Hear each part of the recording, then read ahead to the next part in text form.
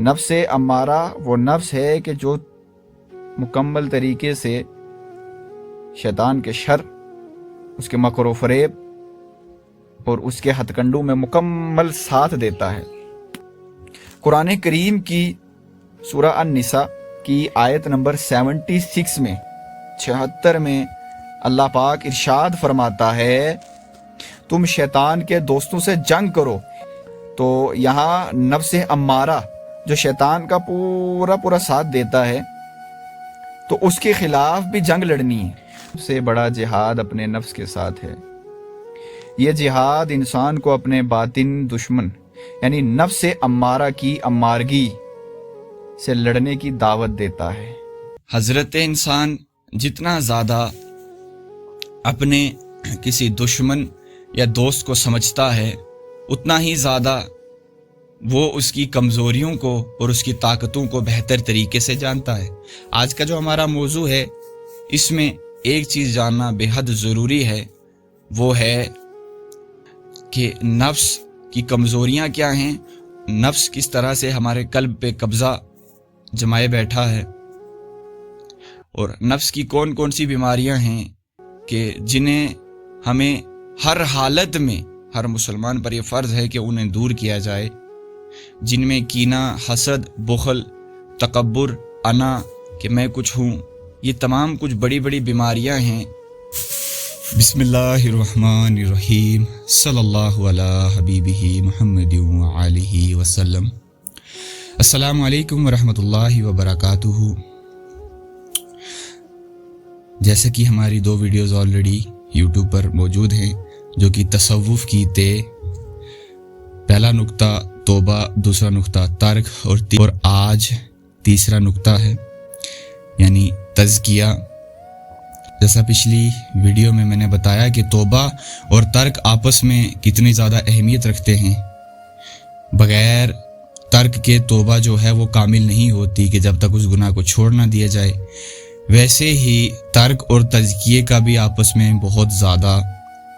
Connection ہے۔ اگر آپ کسی چیز کو ترک کرتے ہیں، چھوڑتے ہیں، اور وہ نفس کی خواہش ہو تو وہ تزکیہ میں بھی شمار ہوتی ہے۔ آج کا موضوع ہے جہاد اکبر کیا ہے اور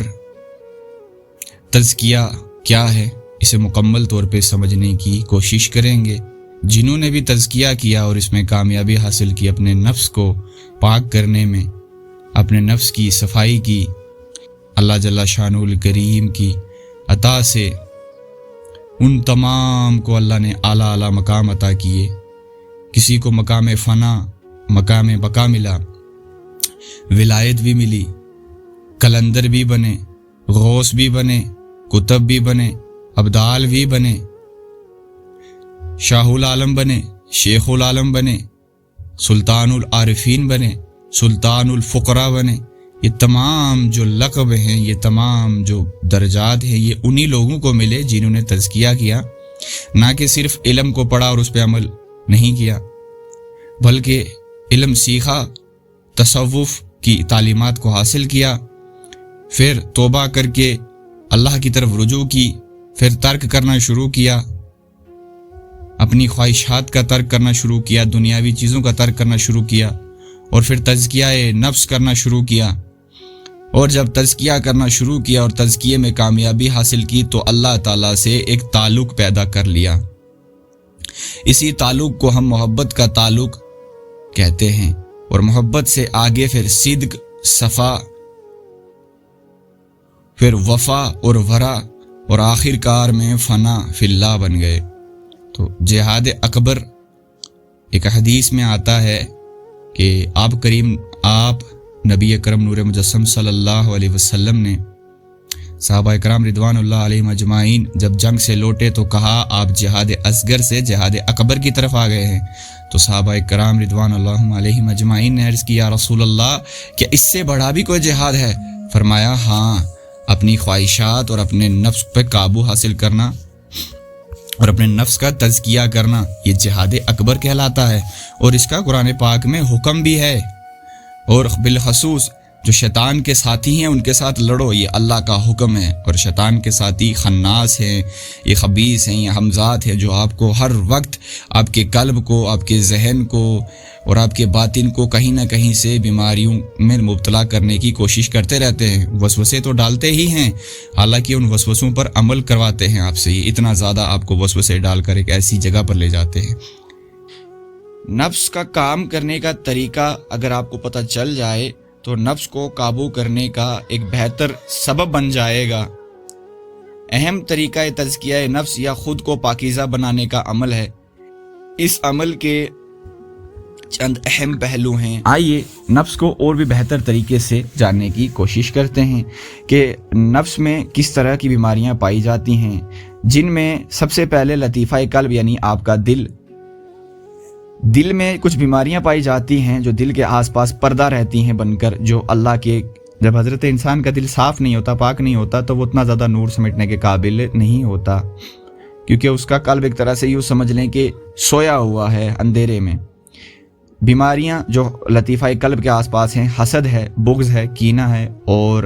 نفرت ہے۔ تو اس کا علاج ہے ذکر اللہ، محبت اور معافی کا رویہ، اور تیسرا ہے استغفار۔ ذکر اللہ اور استغفار یہ سب سے خاص چیزیں ہیں، کیونکہ یہ ہر بیماری کا علاج بھی ہیں، اور محبت اور معافی دوسرے لوگوں کے گناہوں کو دیکھنا، مگر کبھی یہ نہ سمجھنا کہ میں اس کے گناہ کو جانتا ہوں، اگر اس دوسرے شخص سے کوئی غلطی ہو جائے اسے معاف کرنا اور ان سے بڑے محبت سے اور شفقت سے پیش آنا، اگرچہ وہ کتنا ہی خراب آدمی کیوں نہ ہو، جیسا بھی کیوں نہ ہو، آپ نے اپنے لہجے میں ذرا برابر بھی کمی پیشی نہیں لانی۔ لطیفہ روح، اس میں بیماریاں ہیں غرور، تکبر اور بڑائی کا احساس۔ اس کا علاج ہے توبہ اور انکساری، اللہ کے سامنے عاجزی کا اظہار، اور خود کو حقیر سمجھنے سے غرور اور تکبر کم ہوتا ہے، یعنی خود کو حقیر سمجھو، کچھ بھی نہ سمجھو، اس سے غرور اور تکبر کا علاج ہے۔ پھر درود شریف، درود پاک، کثرت سے درود شریف پڑھنے سے روح کو پاکیزگی ملتی ہے، اور جو یہ چاہتا ہے کہ میری روح پاک ہو جائے، مجھے اللہ سے ایک بہتر تعلق پیدا ہو جائے، تو اس کو یہ ضروری ہے کہ وہ درود شریف کی، درود پاک کی کثرت کرے، صبح و شام اس کو پڑھے، اور پھر اس کے بعد صبر کرنا ہے۔ کوئی بھی معاملہ ہو، کیسی بھی آزمائش ہو، کوئی کچھ بھی بولے، دنیاوی معاملات میں ہر حالت میں صبر کرنا ہے، اور صبر کرنے کے بعد صبر کا شکر ادا کرنا کہ اللہ تو نے مجھے صبر کی توفیق دی، تیرا شکر ہے، اور پھر ہر چیز پہ شکر، جہاں جہاں آپ کی عقل دوڑے وہاں وہاں شکر ادا کرو۔ پھر لطیفہ سر، یہ بیماریاں خود پسندی ہیں، اس میں جو بیماریاں ہیں خود پسندی، ریاکاری اور شہوت کی ہیں۔ علاج خلوت یعنی تنہائی پسند ہو جاؤ، تنہائی میں عبادت کا اہتمام کریں تاکہ ریاکاری سے بچ سکیں، یعنی چھپ چھپ کے عبادت کرنے سے جو ریاکاری ہے وہ دور جاتی رہتی ہے، اور اپنے عمل کو پوشیدہ رکھیں، تسبیح پکڑ کے پورے لوگوں کے سامنے کبھی نہ کریں، کیونکہ آپ کے اندر جو جب تک یہ ریاکاری کی بیماری ہے تب تک آپ کی وہ عبادت رائے جا سکتی ہے۔ اگر آپ کے اندر یہ بیماری ہے تو آپ کو پتہ ہو نہ ہو، لیکن آپ کہیں نہ کہیں ریاکاری ضرور کر رہے ہیں، کیونکہ اس بیماری کا علاج ضروری ہے۔ پھر دوسرا، اخلاص نیت، ہر عمل میں اللہ کی رضا کے لیے کریں، کسی بھی دنیاوی معاملات یا کسی دنیاوی شہرت پانے کے لیے نہ کریں۔ پھر ذکر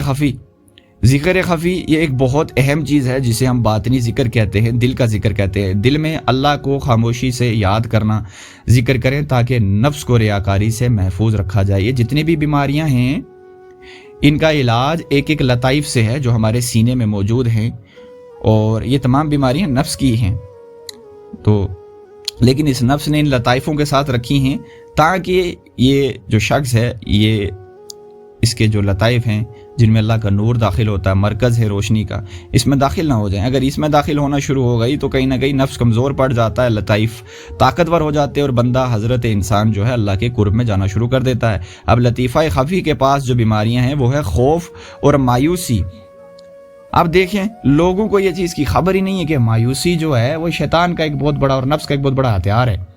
بندے نے کوئی گناہ کیا تو اس قدر مایوس ہو جاتا ہے، وہ نمازیں پڑھنا چھوڑ دیتا ہے، اللہ سے معاملات شروع کرتا ہے، یا اللہ میں بڑا گنہگار ہوں، یا اللہ میں ایسا ہوں، میں ویسا ہوں۔ مایوسی یہ ایک بیماری ہے، یہ ایک نفس کی بہت بڑی بیماری ہے، اور اس کو دور کرنا جو ہے تلاوت قرآن سے کرنا ہے، جس سے دل کو سکون ملتا ہے اور مایوسی سے نجات بھی ملتی ہے۔ جب اللہ کی کلام کو پڑھتے ہیں اور اسے سمجھنے کی کوشش کرتے ہیں تو آپ کی مایوسی دور ہوتی ہے، لیکن اس میں جو عذاب کے معاملات ہیں، یاد رکھنا اللہ کہتا ہے جس نے میری بارگاہ میں استغفار کی میں اس کو گناہ بخش دیتا ہوں۔ تو جب وہ گناہ بخش دیتا ہے اس کے بعد مایوسی کا مطلب ہی نہیں بنتا۔ پھر توکل اللہ یہ اسی چیز میں آتا ہے نا کہ اللہ پر کامل بھروسہ رکھیں تاکہ خوف اور بے یقینی کم ہو جائے۔ جو مایوسی ہے وہ کم ہو جاتی ہے جب اللہ پہ توکل بڑھ جاتا ہے کہ میرا اللہ میرے کو اگر دنیا پہ بھیجا ہے تو اس پتہ ہے کہ ہمارے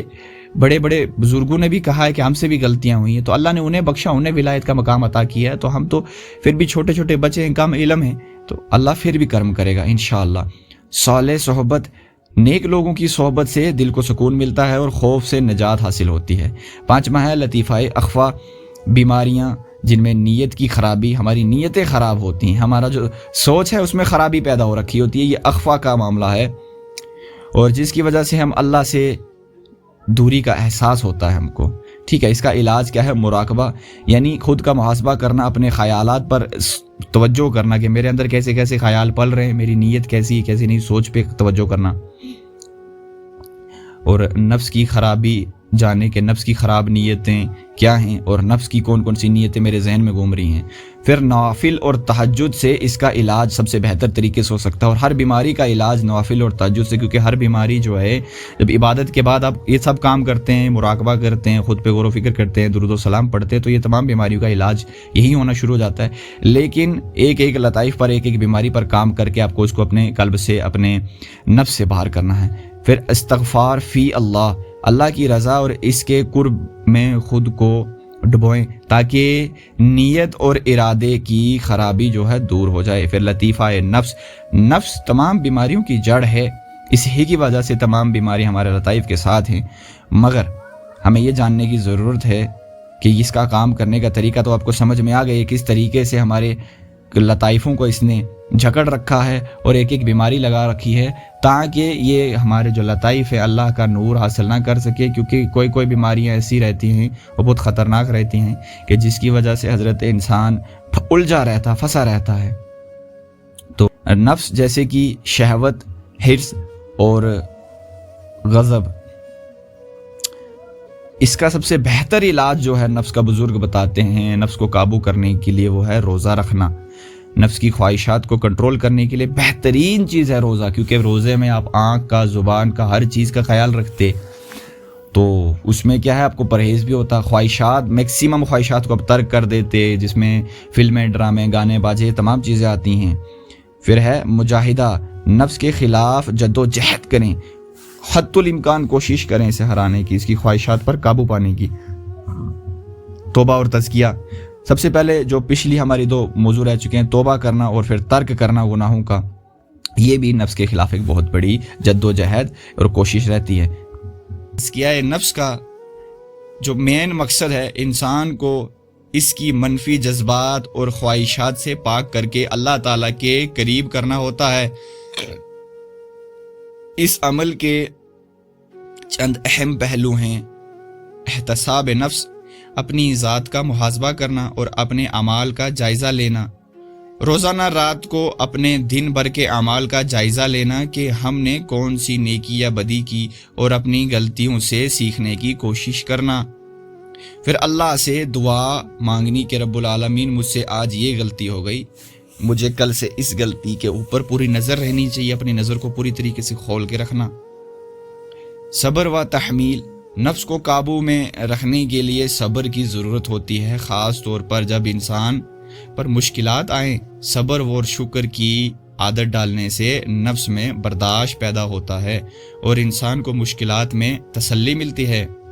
استغفار، جو کہ بے حد ضروری ہے، جب آپ احتساب نفس کرتے ہیں، اپنے نفس کا محاسبہ کرتے ہیں رات کو بیٹھ کر، تو پھر جو غلطیاں ہوئی ان سے استغفار کریں، کیونکہ اب آپ کی نظر ظاہر پر نہیں باطن پر بھی ہے۔ اللہ تعالیٰ سے معافی مانگنا اور غلطیوں پر ندامت کا اظہار کرنا، استغفار کر کے اپنے دل کو پاکیزہ کرنا اور اپنے آپ کو اللہ کی عبادت میں، اللہ کی بندگی میں اور زیادہ ڈبانا۔ عبادت میں استقامت، نماز ہو، روزہ ہو، اور بالخصوص قرآن کریم کی تلاوت کریں اور کسی پیر کامل، کسی استاد کامل سے آپ اس کے مطلب اور مفہوم کو سمجھیں اور خود بھی اس کو پڑھیں اور مطلب کو سمجھیں۔ قرآن کی تلاوت کو اپنے معمولات کا حصہ بنانا نفس کی تربیت کے لیے ضروری عبادت ہے، انسان کو اللہ کے قریب کرتی ہے اور نفس کو پھر یہ اللہ کی یاد میں مصروف رکھتی ہے۔ عبادت، صحبت صالح، اچھے لوگوں کے ساتھ وقت گزارنا اور نیک صحبت اختیار کرنا۔ مگر آج کی صحبت جو ہے سوشل میڈیا کی ہے، اور وہاں پر ہماری صحبتیں کچھ زیادہ ہی اچھی ہیں، جس وجہ سے ہمارا نفس کچھ زیادہ طاقت پکڑتا ہے۔ بالخصوص سوشل میڈیا پر ایسے چینلز، ایسے لوگوں کے پاس فالو کریں جو اللہ اور اللہ کے رسول کی باتوں کو آگے پھیلاتے ہیں۔ انشاءاللہ الرحمن آج ہم نے تزکیہ، توبہ اور ترک تینوں چیزوں پر ہی بات کی، جو کہ تینوں چیزیں ایک ساتھ جڑی ہوئی ہیں کہ نفس پر ان تینوں چیزوں سے ہی قابو حاصل کیا جا سکتا ہے۔ اور اس کے بعد کا موضوع بہت خاص رہنے والا ہے، بہت پیارا رہنے والا ہے، اللہ سے محبت کرنے والوں کے لیے رہنے والا ہے۔ انشاءاللہ الرحمن اگلی ویڈیوز میں ملتے ہیں، تب تک کے لیے مجھے دعاؤں میں یاد رکھیں اور اللہ پاک کہنے سننے سے زیادہ عمل کرنے کی توفیق عطا فرمائے۔ السلام علیکم ورحمۃ اللہ وبرکاتہ۔